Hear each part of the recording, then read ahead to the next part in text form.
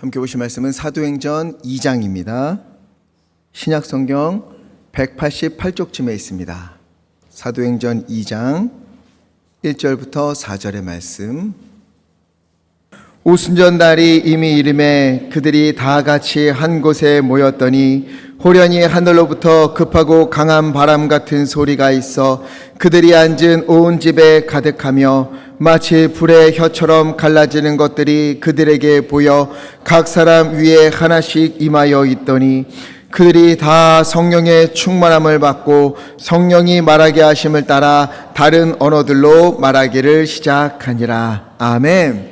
네, 오늘은 성령 강림주일입니다. 성령 강림주일은 부활절 이후에 50일째 되는 주일이에요. 그래서 다섯, 오, 열흘 순 해서 50일째 되는 날. 그래서 오순절이라고 합니다. 당시 제자들은요, 너무도 불안했고 너무도 염려가 가득했고 움츠러들어 있었어요. 그러나 오순절에 성령의 강림으로 인하여서 그들은 완전히 변하여 새 사람이 되었습니다. 말하고 행동하는 것, 삶의 자세, 마음가짐 모든 게 달라졌어요. 성령 강림 주일을 맞아 오늘 이 자리에서 함께 예배하는 우리 예강교회 모든 성도님들과 또 가정 위에 오늘 이때 오순절에 임하신 성령님이 우리 가운데 임하시고 충만케 되고 회복되는 은혜가 넘치기를 간절히 축원합니다. 제가 주일 설교는 좀 쉽게 하려고 애쓰는데 오늘은 복잡한 이야기를 좀 드리려고 해요. 성령 강림주의를 조금 더 깊이 알기 위해서는 우리가 힘들더라도 절기를 조금 이해를 해야 합니다. 성경에 보면 여러 절기들이 나오잖아요. 그 중에서 특별한 세 가지 절기가 있습니다. 이 세 가지 절기는 아주 중요해요. 그래서 제가 여러분의 이해를 돕기 위해서 어제 밤새 머리를 쥐어짜고 만들었습니다. 표를 한번 보여주세요. 간단하죠? 맨 위에 보라색으로 되어 있는 거 세 개 읽어보겠습니다. 시작. 유월절, 맥추절, 수장절. 한 번 더 시작. 유월절, 맥추절, 수장절. 네, 이 세 가지 절기 때는요, 이스라엘 백성이 어디에 살든지 반드시 예루살렘으로 와야 돼요. 유월절, 맥추절, 수장절에는 예루살렘으로 와서 성전에 가서 절기를 보내야 돼요. 예배를 드려야 돼요. 그럼 이 세 가지 중에 오늘은 두 가지만, 유월절과 맥추절까지만 보려고 하는데요. 먼저 유월절이 뭔가 하면 이스라엘 백성이 애굽에서 400년 동안 종살이를 했습니다. 강제 노역을 하고 아들을 낳으면 죽여라, 나일강에 던져라, 이런 비참한 일을 겪었어요. 애굽에서 아주 괴롭혔습니다. 그들의 울부짖는 소리를 듣고 하나님이여 긍휼히 여기셔서 모세를 보내셨어요. 10가지 재앙을 일으키시고 애굽에서 구원해 주셨는데 마지막 10번째 재앙이 뭐였지요? 장자의 죽음. 처음 난 것이 죽는 거였어요. 아주 비참한 재앙이었습니다. 그때 이스라엘 백성은 하나님의 명령에 순종을 해서 어린 양을 잡아서 문지방과 문설주에 어린 양의 피를 발랐어요.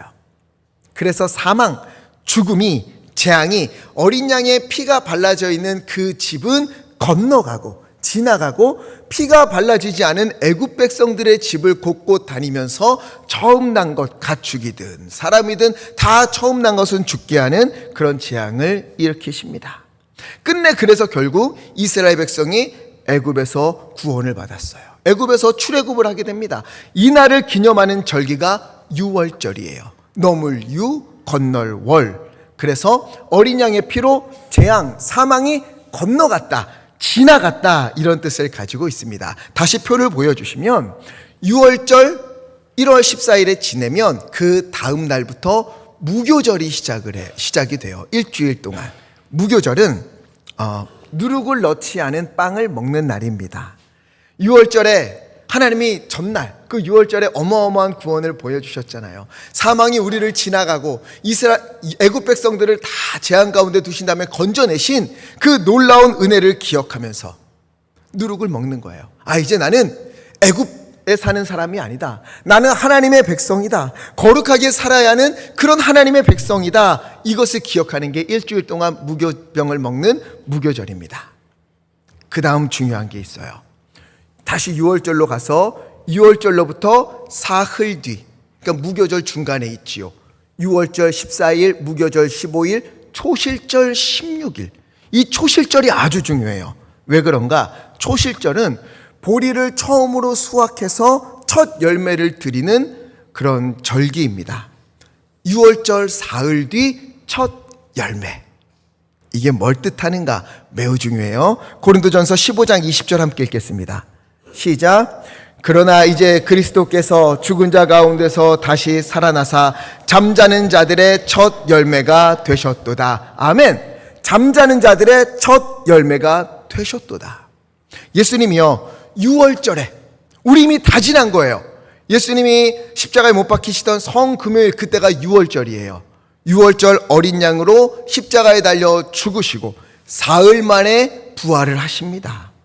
이 잠자는 자들의 첫 열매, 부활의 은혜, 이것을 상징하는 게 초실절이라는 절기예요. 유월절로부터 사흘째 되는 날.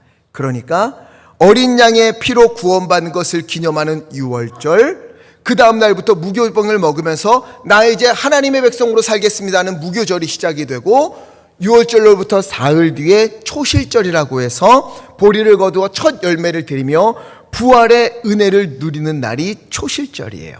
그리고 다시 표를 보여주시면 이 초실절로부터 유월절에서 제가 짝대기하고, 이쪽에 있겠구나, 짝대기하고 7 곱하기 7 플러스 1은 50이라고 써놨잖아요. 자, 이게 무슨 말인가? 초실절로부터 7주를 지내는 거예요. 7주. 7일 동안 7주를 하니까 49일이지요. 플러스 1. 플러스 1은 제가 한 게 아니고 레위기에서 하나님이 그렇게 명령하셨어요. 그래서 50일째 되는 날, 이 날을 맥추절로 지켜라, 오순절로 지켜라, 이렇게 이야기합니다. 오순, 50일째 되는 날. 그리고 맥추절.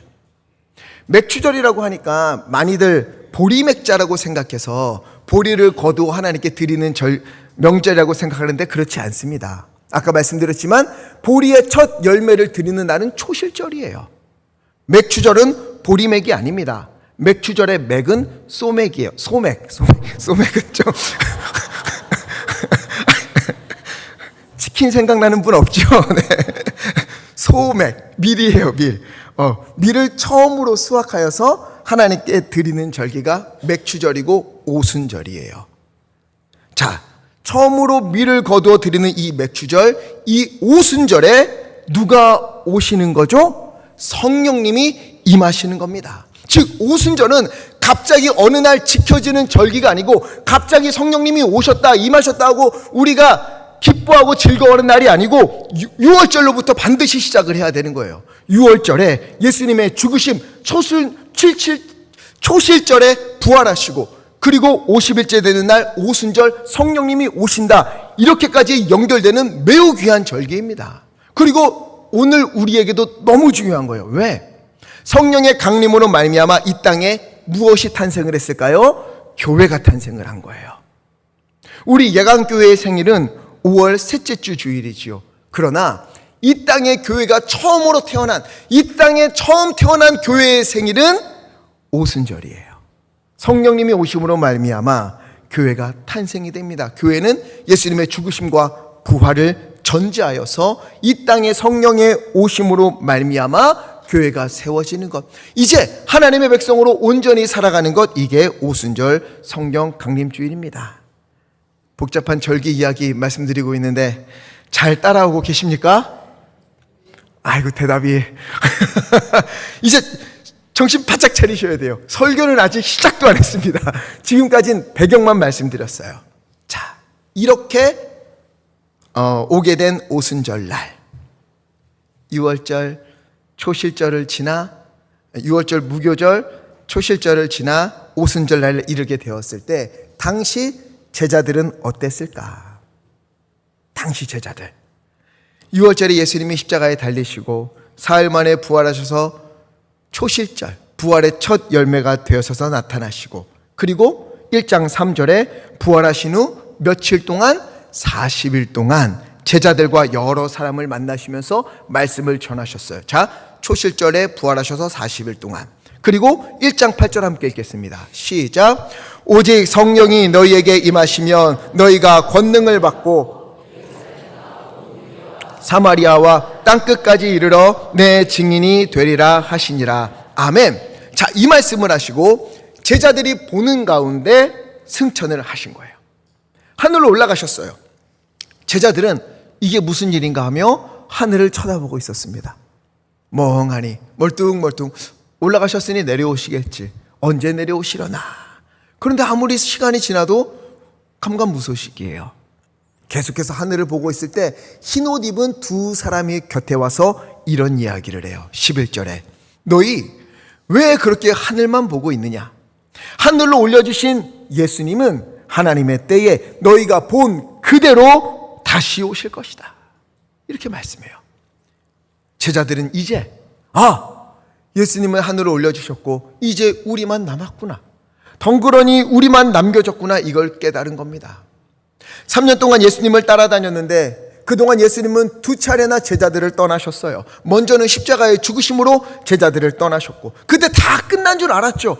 이제 망했다. 우린 큰일 났다. 그러나 사흘 만에 부활하셔서 제자들 곁으로 오셨어요. 다시 시작할 수 있겠구나.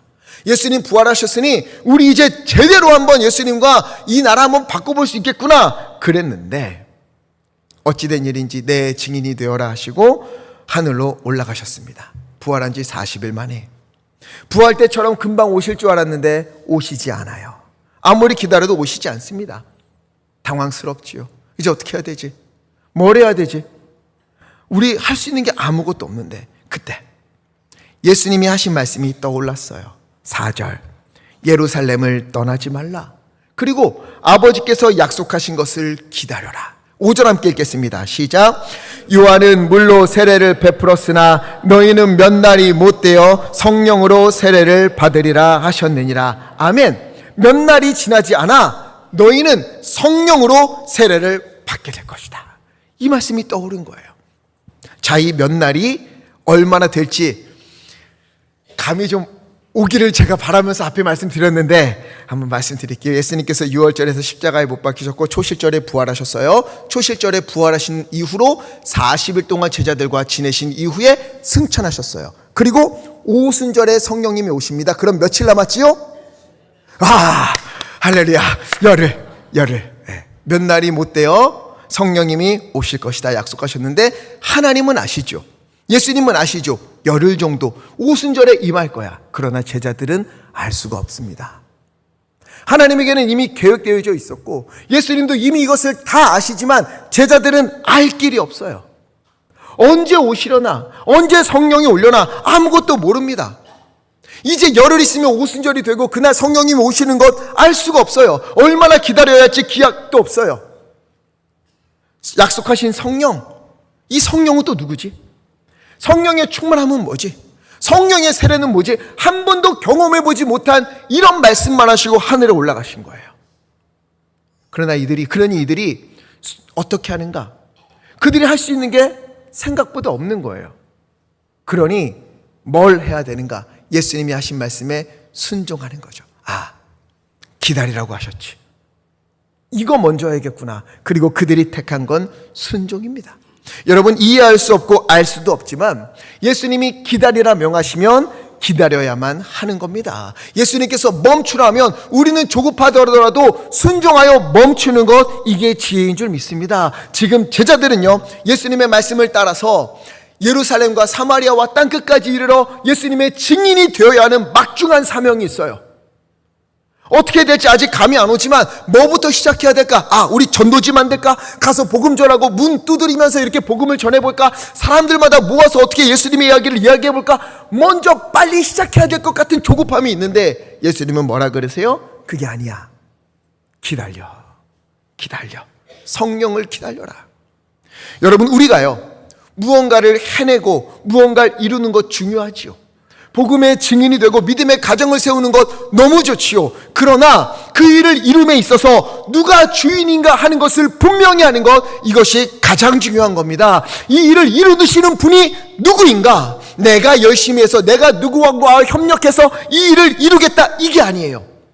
하나님이 주인이시다. 하나님이 하시는 거다. 하나님이 이루시는 거다. 하나님이 하신다는 분명한 믿음이 우리에게 있어야만 하는 겁니다. 나를 복음의 증인으로 삼으신 분이 우리 하나님이시다. 우리 가정을 믿음으로 세우시는 분은 나의 노력도 아니요, 어떤 환경도 아니요, 우리 하나님이시다. 우리 자녀들에게 꿈을 주시는 분 역시 우리 하나님이시다. 이 분명한 믿음이 우리 가운데 있기를 간절히 기도합니다. 제자들은요, 순종했어요. 그래, 조급하지만 불안하지만 기다리자. 예수님이 기다리라고 하셨으니 기다리자. 내가 아니라 주님이 하신다. 내가 아니라 하나님이 주신다. 제자들이 어떻게 기다렸을까요? 14절 함께 읽겠습니다. 시작. 여자들과 예수의 어머니 마리아와 마음을 같이하여 오로지 기도에 힘쓰더라. 아멘. 마음을 같이하여 오로지 뭐 했어요? 기도에 힘쓰더라. 아멘. 왜 제자들은 기도했을까요? 기다리라고 했으니까 그냥 기다리면 될 텐데, 이 제자들의 기억 속에 예수님의 모습이 떠오른 거죠. 예수님은 늘 기도하셨어요. 새벽에도, 밤중에도, 무엇을 할 때에도, 무엇을 마치신 후에도 늘 예수님은 기도하셨어요. 그치, 이때는 예수님처럼 기도할 때구나 하고 그들은 모여서 기도를 합니다. 어떤 기도를 했을까? 성경에 나와 있지 않지만 이렇게 했을 것 같아요. 주여, 성령님을 보내주신다고 했는데, 우리에게 성령으로 세례받는다고 하셨는데 그게 뭔지 우린 잘 모릅니다. 그게 어떤 건지 나는 잘 알 수가 없습니다. 그러나 주님께 순종하여 기다리며 기도하옵나니 우리에게 성령을 주옵소서, 성령의 충만함을 허락해 주시옵소서 기도했을 것 같아요. 그렇게 열흘이 지날 무렵 다 같이 모여서 여느 때와 같이 기도하고 있을 때 이상한 일이 벌어져요. 2장 2절, 갑자기 그들이 기도하고 있는데 하늘로부터 급하고 강한 바람소리 같은 것이 막 들리기 시작해요. 이 바람소리가 얼마나 가득했는지 온 집안을 가득 메웠습니다. 바람소리와 함께 또 3절을 보니까 불길이 막 솟아오르는데 이 불길이 이렇게 막 갈라져서 불의 혀처럼 사람들에게 임하여 있는 거예요. 오순절에 주님이 약속하신 성령은 그들 가운데에 바람과 같이 또 불과 같이 임하는 것을 우리에게 보여주는 겁니다. 바람과 불, 바람과 불. 여기에는 중요한 의미가 있어요. 먼저 성경에서 말하는 바람은 그냥 불어오는 바람이 아니에요. 숨입니다. 숨. 하나님의 숨, 하나님의 호흡. 우리에게 생명을 주시는 하나님의 호흡이에요. 사람을 만드시고 진흙에다가 그 코에 생기를 불어넣으시니 진흙덩이가 살아나는 생명을 얻게 된 것 같은 그 생기, 그 호흡, 그 성령, 이것을 이야기합니다. 구약 성경에 보면 에스겔이라는 선지자가 있어요. 이 에스겔이라는 사람이 어느 날 환상을 보게 됩니다. 엄청나게 넓은 골짜기가 있는데 여기는 뭐 동물도 없고 식물도 없고 살아있는 건 아무것도 없어요. 거기에 있는 거라곤 여기저기 놓여져 있는 수많은 메마른 뼈들이었어요. 죽음만 가득한 음침한 골짜기였어요. 그때 하나님이 이런 말씀을 하십니다. 37장 5절에 내가 생기를 너희에게 들어가게 하리니 너희가 살아날 것이다. 여기서 나오는 생기, 이것이 바로 하나님의 숨, 하나님의 기운, 성령, 똑같은 단어예요. 이 하나님의 생기가 불어오자 이 바람을 타고 뼈들이 막 굴러오더니 이렇게 팔이 맞아 들어가기 시작하고 몸이 맞고 다리가 막 맞아 들어가고 머리뼈가 굴러와서 쫙 이렇게 올라가는 거예요. 그리고 6절, 잠시 후에 힘줄이 생기고 살이 오르고 가죽이 덮입니다. 그리고 10절 함께 읽겠습니다. 시작.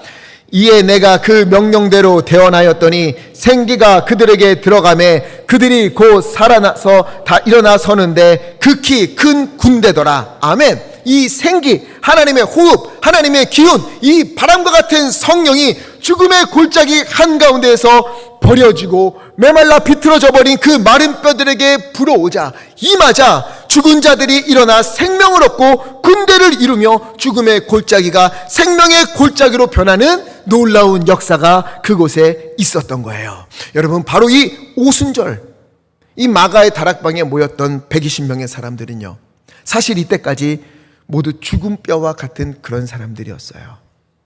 별 볼 일 없는 사람들입니다. 가난한 어부 출신이고요.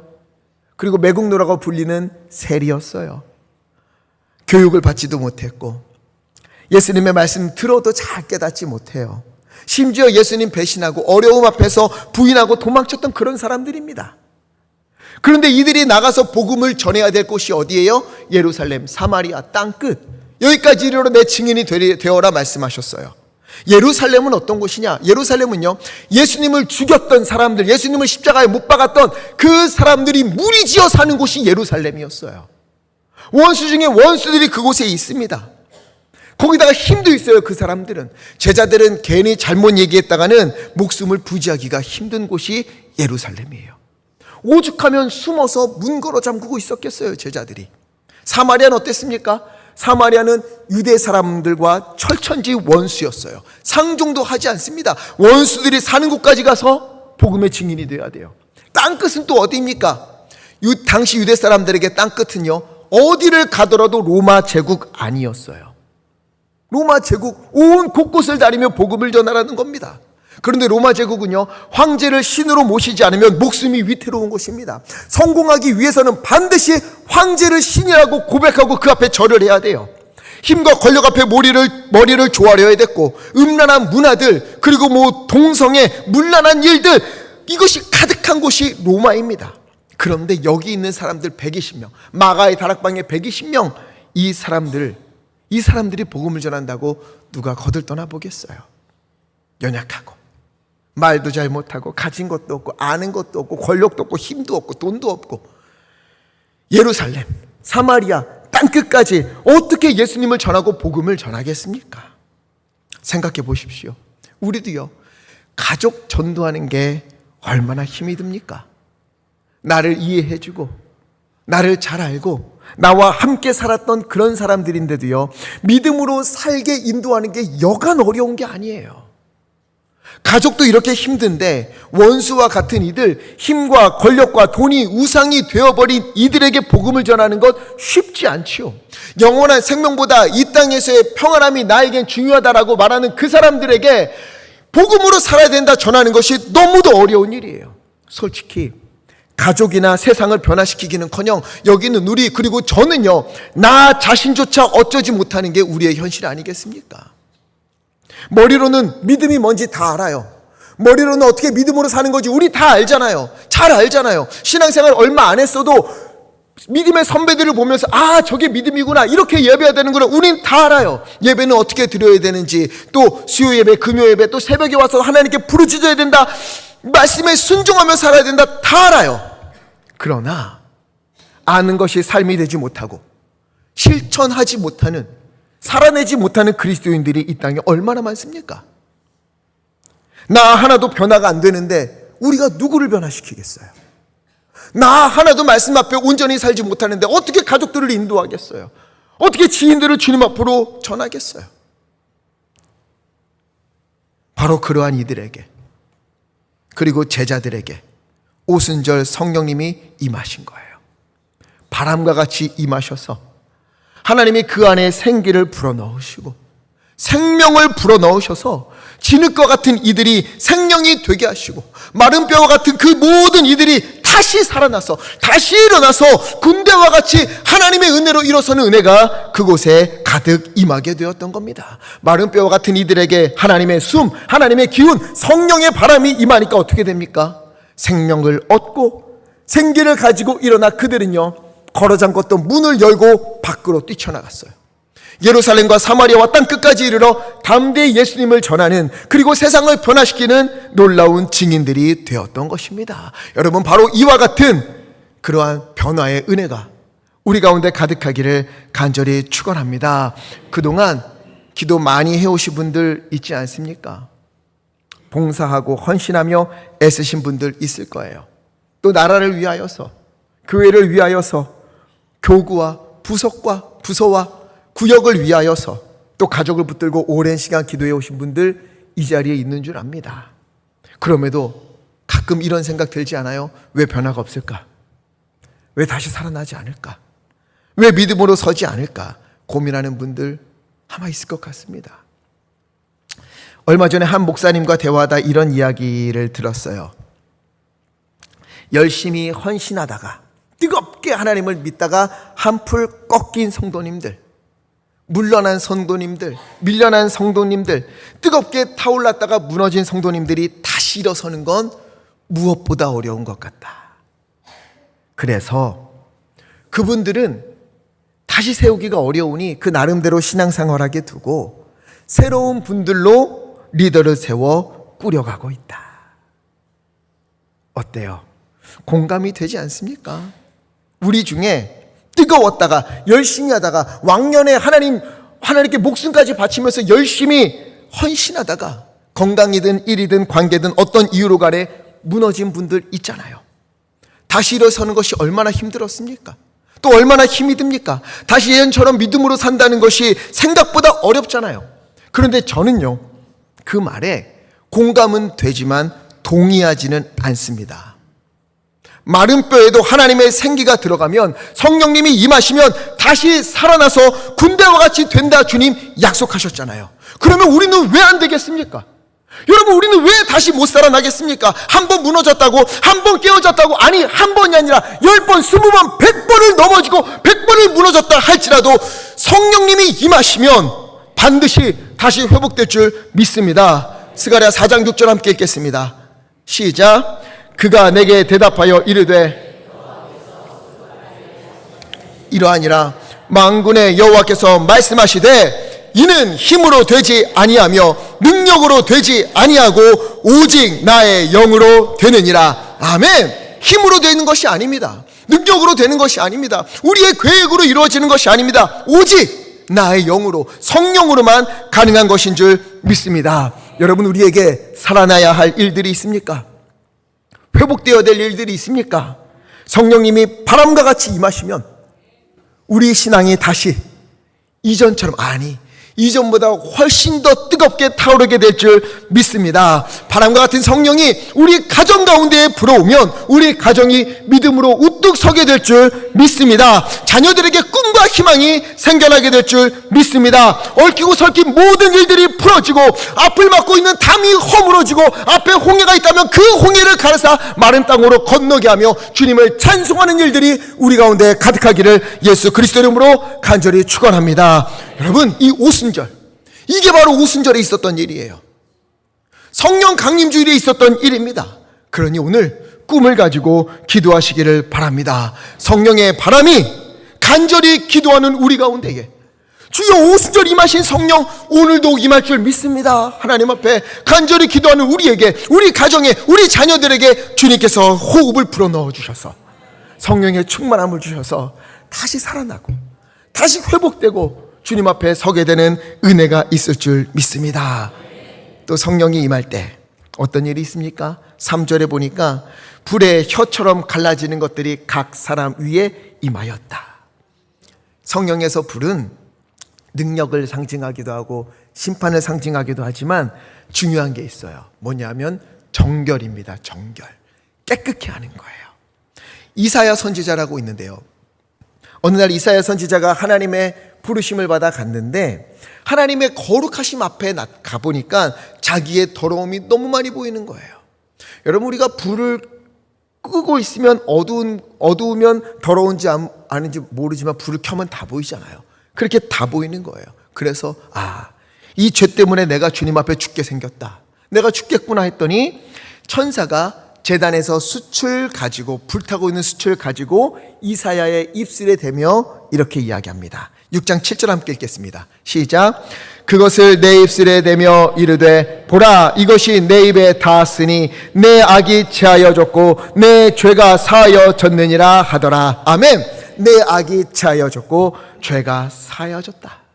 그 숯불로 성령께서 불로 임하셔서 우리 가운데 하시는 것은 우리 안에 내재되어 있는, 여전히 뿌리 깊게 박혀있는 그 모든 죄의 요소들을 태워주시는 거예요. 여러분, 우리가 죄를 지을 때에 매번 새로운 죄를 짓습니까? 아니요. 우리가 짓는 죄는 거기서 거기에요. 넘어졌던 그 일에서 늘 넘어집니다. 내가 화가 나는 그 말, 거기서 늘 화를 내요. 새로운 게 아닙니다. 내 마음을 찌르며 분노케 하는 일에서 늘 우리는 넘어지는 거예요. 회개하고 다시는 안 그래야지 하지만 똑같은 일을 만나면 또 넘어져요. 나 이제 원수까지 사랑하라고 하셨으니까 나 사랑해야지 라고 그 사람 보면 우라통 터질 일들이 너무 많아서 또 화를 내는 우리를 보게 되는 거죠. 근데 여러분, 이건 내가 어찌할 수 없습니다. 내가 어찌할 수 없어요. 오순절에 임하신 불과 같은 성령이 우리에게 임하고 우리에게 있는 죄의 모든 뿌리들을 불태워 주실 때, 정결하게 해주실 때 우리의 회개가 살아있는 회개가 되어서 우리가 정결하게 되는 줄 믿습니다. 여러분 보면요, 하나님의 이름으로 많은 일을 하면서 어느 순간 정결함을 잃어버리고 교만해지고 높아지는 이들을 볼 때가 있지 않습니까? 저도 그럴 때가 있는 것 같고 또 우리도 아마 있을 것 같아요. 하나님의 영광을 위하여라고 늘 말하지만, 교회를 위하여라고 말하지만 마음 깊은 곳에는 내가 불편하니까, 내가 하고 싶으니까, 내가 원하니까 이런 생각들, 나를 위하여서 하나님의 이름을, 교회를 위한다는 말을 할 때가 있지 않습니까? 많은 것을 행하고 이루고 얻을 수는 있어요. 그러나 그건 속이는 겁니다. 하나님 앞에서 반드시 계수할 날이 오는 거예요. 일은 이룰지 모르지만 영혼은 병들어가는 겁니다. 두려운 일이에요. 오늘 우리가 주님 앞에 간절히 구할 때, 주여 불과 같은 성령을 우리에게 주사 죄악된 마음을, 그 죄의 뿌리들을 모두 불태워 주시옵소서. 기도할 때에 주님께서 우리를 깨끗게 하시고 정결케 해주실 줄 믿습니다. 그렇게 바람과 같이 불과 같이 성령님이 임하실 때 성령의 충만함을 받고 이들이 어떻게 됩니까? 4절 함께 읽겠습니다. 시작. 그들이 다 성령의 충만함을 받고 다른 언어들로 말하기를 시작하니라. 아멘. 그들이 다 성령의 충만함을 받고, 누가 말하게 하심을 따라? 성령이 말하게 하심을 따라 다른 언어들로 말하기를 시작하니라. 물론 이것은요, 다른 언어들, 방언, 온 사방에서 찾아온 사람들에게 복음을 전하기 위해서 여러 나라 말로 복음을 전하게 하신 그 사건을 담고 있지만, 조금 더 나아가면 그들이 성령의 충만함을 받자 이제 어떻게 변했다는 거예요? 자기 마음대로 말하고 자기 마음대로 행동하고 자기 마음대로 사는 것이 아니라 성령님이 말하게 하시는 것을 따라 말하고, 성령이 행하게 하시는 것을 따라 행하고, 성령님이 생각하게 하시는 것을 따라 생각하면서 자신의 모든 것이 성령님께 순종하는 인생이 되었다. 이것을 강조하는 겁니다. 보세요, 이 제자들은요, 할 수 있는 것이 없었어요. 예수님의 죽으심을 봤을 때 다 두려워서 도망치고 숨고 배신하고 부인하고 그랬어요. 부활하신 것을 보고도 여전히 고기나 잡으러 가는 겁니다. 예수님이 승천하시면서 내 증인이 되라 말씀하셨는데 뭘 해야 될지 아무것도 몰라요. 무엇부터 시작해야 될지 모릅니다. 그들이 가진 것도 아무것도 없어요. 너무 약해요. 부족해요. 그래서 그들은 기도했어요. 기도하는 가운데 성령님이 임하셨어요. 그때부터 이들의 인생이 완전히 바뀝니다.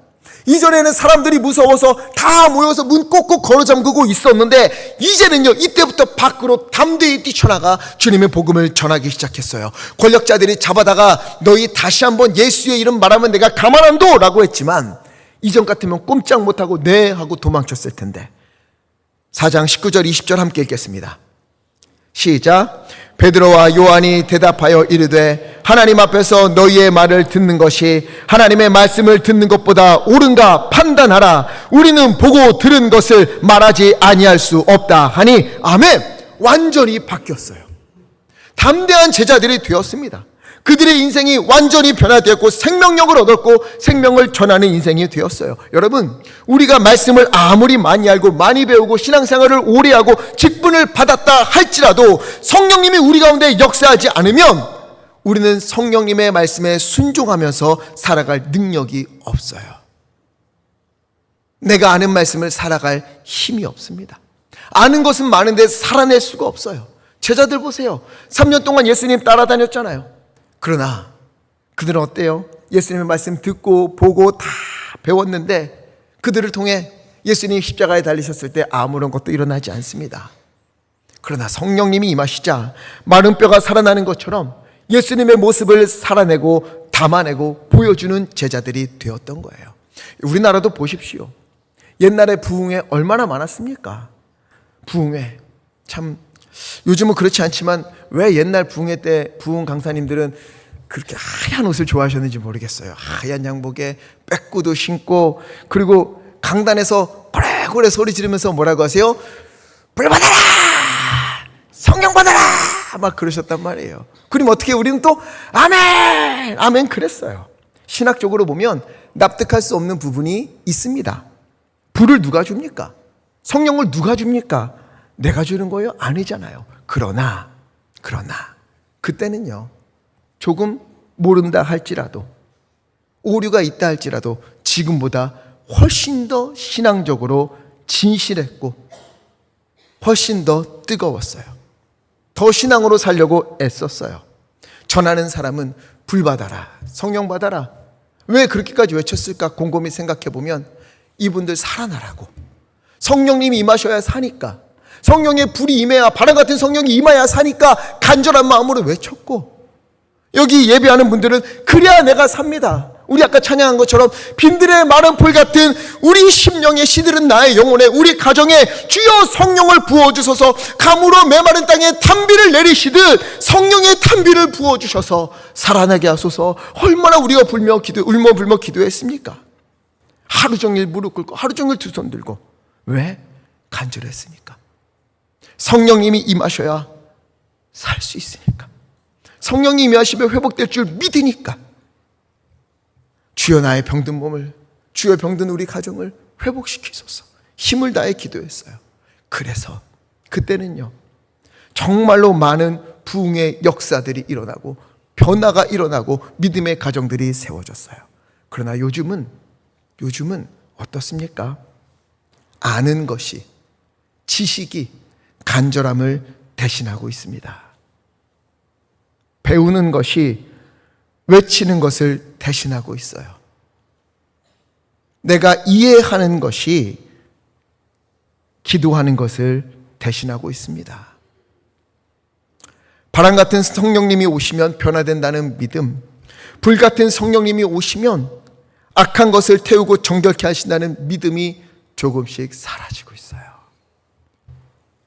그러니 요즘 교회를 보면은요, 지식은 많아졌어요. 굉장히 많이 알고 신학적으로 보면 깜짝깜짝 놀랄 만한 우리 성도님들이 얼마나 많은지 몰라요. 그런데 성령의 역사는 나타나질 않는 거예요. 많이 아는데, 많이 알고 있는데 성령의 역사는 나타나질 않는 거예요. 왜? 이걸 잃어버렸으니까. 아는 것이, 지식이 간절함을, 기다림을 대신해 버렸으니까. 여러분, 아무리 시대가 변한다 해도 주님의 말씀은 변하지 않는 줄 믿습니다. 아무리 시대가 달라졌다 하여도 성령님의 역사는 달라지지 않습니다. 말씀에 신실하시사 간절한 자들에게, 간절히 부르짖는 자들에게 주님께서 성령의 은혜를, 바람 같은 성령을, 불 같은 성령을 부어주실 줄 믿습니다. 그래서 오늘 이 오순절에, 이 성령 강림 주일에 우리가 한 가지를 분명히 하면서 우리가 기도했으면 좋겠어요. 여러분, 우리에게 여러 가지 기도 제목이 있지요. 교회를 위해서, 나라를 위하여서, 구역을 위하여서, 자녀를 위하여서 기도할 때에 오늘은 주님의 말씀을 붙들고 기도하시기 바랍니다. 물론 하나님 이거 해주세요, 이거 어려워요, 이거 풀어주셔야 돼요, 이거 살려주셔야 돼요, 다 있지만 그 전에 먼저 주여 성령으로 충만케 하여 주옵소서. 주여 내가 먼저 주님의 성령으로 충만케 하소서. 바람 같은 성령, 불 같은 성령을 부어주셔서 내가 주님의 은혜로 살아나게 하시고 나를 정결케 하여 주소서. 그리고 주님, 우리 구역에, 우리 가정에, 우리 자녀들에게 불과 같이, 바람과 같이 성령님 임재하여 주셔서 그리하여 다시 살아나게 하소서. 마른 뼈가 살아나는 것처럼, 다락방이 숨어지던 제자들이 문을 열고 밖으로 나와 주님의 영광을 나타낸 것처럼 주여 믿음으로 살아나는 역사가 있게 하소서. 우리가 기도할 때에 이 오순절에 주님께서 응답하실 줄 믿습니다. 우리가 다 성령의 충만함을 받아 성령이 말하게 하는 것을 따라서 그렇게 말하고, 그렇게 살고, 그렇게 행동하고 순종하면서 사는 우리 모두 될 때에 우리 가운데 하나님의 나라가 온전히 이루어질 줄 믿습니다. 마른 뼈와 같은 일들, 도저히 안 될 것만 같은 일들, 단단히 굳어버린 가족들, 자녀들의 마음도 성령님이 오셔서 하나님의 호흡을, 생기를 그 안에 불어넣어 주시면 다시 살아날 줄 믿습니다. 성령의 불로 정결케 되고 주님 앞에 거룩한 자녀로 살게 되어서 날마다 하나님의 나라를 꿈꾸고 그리고 누리며 살아가는, 온전히 회복되어서 주님이 살려주셨다 간증하며 살아가는 우리 모두 되기를 예수 그리스도 이름으로 간절히 축원합니다. 그래서 이 찬양 함께 부르고 싶어요. 우리 아까 부른 찬양인데요, 허무한 시절 지날 때도 있지요, 깊은 한숨 내쉴 때도 우리에게 있지 않습니까? 그러나 주여, 성령님이 임하시면, 바람과 같은 성령, 불 같은 성령이 임하시면 마른 뼈가 살아났듯이 우리도 살아날 줄 믿습니다. 우리 가정 자녀들 살아날 줄 믿습니다. 주여, 성령의 충만함을 우리 가운데 허락하여 주소서. 우리 믿음으로 마음을 다하여 찬양하겠습니다. 허무한 시절 지날 때, 깊은 한숨 내쉴 때, 아멘. 그런 풍경 보시며 단식하는 분 있네. 고와 같이 너희를 버려두지 않으리. 아버지 믿습니다. 아멘. 내가 너희와 영원히 함께하리라. 억눌린 자, 갇힌 자, 억눌린 자, 갇힌 자, 자유함이 없는 자, 피난처가 되시는 우리 성령님 계십니다. 아멘, 아멘.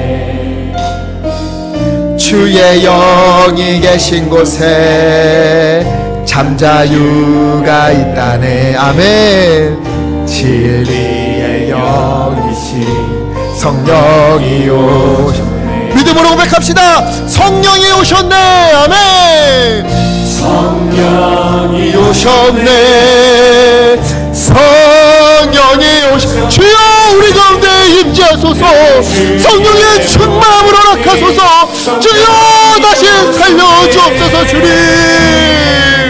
우리 인생 가운데 신이 찾아오셔서, 아멘.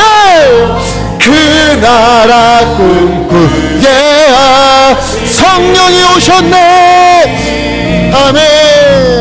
성령이 바람 같은 성령, 불 같은 성령 우리 가운데 부어주소서. 주님, 아멘, 아멘. 성령이 오셨네. 우리 인생 가운데 신이 찾아오셔서, 아멘. 주님 찾아오셔서 그 나라 꿈꾸게 하시네. 우리 시간의 말씀을 기억하며 함께 기도하기 원합니다. 우리 기도할 때에 우리에게 마른 뼈와 같은 일들이 있습니까? 도저히 살아나지 못할 것 같은 일들, 안 될 것 같은 일들, 불안한 일들, 우리 가정들, 다시 회복되지 않을 것만 같은 신앙. 주여, 주여, 바로 이때에, 이 오순절 날에 마가의 다락방에 모인 제자들처럼 우리가 주님을 기다리오니 성령님 우리 가운데 충만히 임재하여 주시옵소서. 바람과 같은 성령을 부어주사 다시 살게 하여 주시옵시고, 불같은 성령이 임재하여 주셔서 정결한 그리스도인으로 서게 하여 주시옵소서. 주여, 힘차게 해주시고 합심하여 함께 기도하겠습니다. 주여, 오 주여, 주여, 바람과 같은 성령, 불과 같은 성령 우리 가운데 임재하여 주시옵소서. 많은 뼈를 살리신 주님의 호흡을, 주님의 생기를 우리 가운데에, 우리 가정에, 우리 자녀들에게 불어넣어 주시옵시고 다시 일어서게 하소서. 살게 하소서. 하나님의 은혜로 회복되게 하여 주시옵소서. 주여, 주여 임재하여 주시옵소서. 하나님이여, 하나님이여, 우리 가운데 불과 같은 성령님 임재하여 주시사 아버지 하나님의 입적한 마음, 교만한 마음, 아버지 하나님의 주님 불신의 마음 태워주시옵소서. 태워주시옵소서. 아버지, 주님으로 다시 살기 원합니다. 주님의 말하게 하신 것을 따라 말하고 주님께서 살게 하시는 그 삶을 따라 살아가는 믿음의 사람들 다 되기 원하옵나니 아버지 인도하소서. 우리 가운데 바람과같이 불과같이 임재하여 주소서. 성령이 오셨네. 아멘. 성령이 오셨네. 바람과 같이 불과 같이 보내신 성령이 오셨네. 우리 인생 가운데 친히 찾아오셔서 그 나라 꿈꾸게 하시네. 아멘. 꿈꾸게 한 번 더 찬양합니다. 성령이 오셨네. 성령이 오셨네. 성령이 오셨네. 아멘. 내 주에 보내신 성령이 오셨네. 우리 인생 가운데, 우리 가정 가운데, 우리 자녀들 가운데, 우리 교회 가운데, 아멘. 그 나라 꿈꾸게 하시네. 성령이 오셨네. 성령이 오셨네. 내 주에 보내신 성령이 오셨네. 아멘. 이 기쁜 소식을 온 세상 전하네. 성령이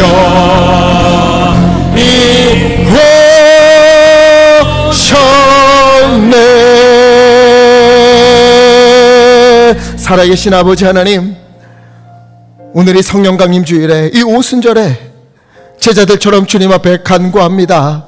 주여, 성령의 충만함을 우리 가운데 부어 주시옵소서. 바람과 같이 임하시사 마른 뼈를 살리신 것 같이 우리를, 우리 교회를, 우리 자녀들을 살려 주시옵소서. 믿음으로 서게 하여 주소서. 주님으로 살게 하여 주소서. 주님, 불과 같은 성령으로 임재하여 주시사 주여, 이 마음에 아직도 어찌하지 못하는, 회개하고서도 또 그 죄를 짓는 아버지 죄의 쓴뿌리를 주님 태워주시사 정결케 하여 주시옵소서. 주여, 성령님께서 임하시면 마른 뼈가 살아나는 것 같이 우리가 살아날 줄 믿사옵나니 우리 가운데 임재하여 주시옵소서. 각 가정 가운데에, 자녀들 가운데 주님 역사하여 주시사 그 모든 어려움들이, 그 모든 아픔들이 하나님의 은혜를 누리는 귀한 일들로 변화시켜 주시옵소서. 이 시간 주님의 은혜에 감사하여 하나님, 우리 성도님들 마음을 모아 예물을 올려드립니다. 내게 있는 모든 것이 하나님의 것임을 알기에 10의 1조를 구별하여 주님 앞에 드리고, 감사한 마음으로 또 소원함을 담아 여러 제목의 헌금으로 주님 앞에 올려드리오니 주님 기뻐 받아 주시옵시고 하늘문을 여사 30배, 60배, 100배의 복을 허락하여 주시옵소서. 이 예물이 쓰여지는 곳에 하나님의 은혜가 넘치도록 은혜를 베풀어 주소서. 또 강단의 꽃과 주님의 뜻에 따라 성미를 드리옵나니 주님 기뻐 받으시고 주님 뜻하시는 곳에 사용하여 주시옵소서. 우리 주 예수 그리스도의 이름으로 간절히 기도하옵나이다. 아멘.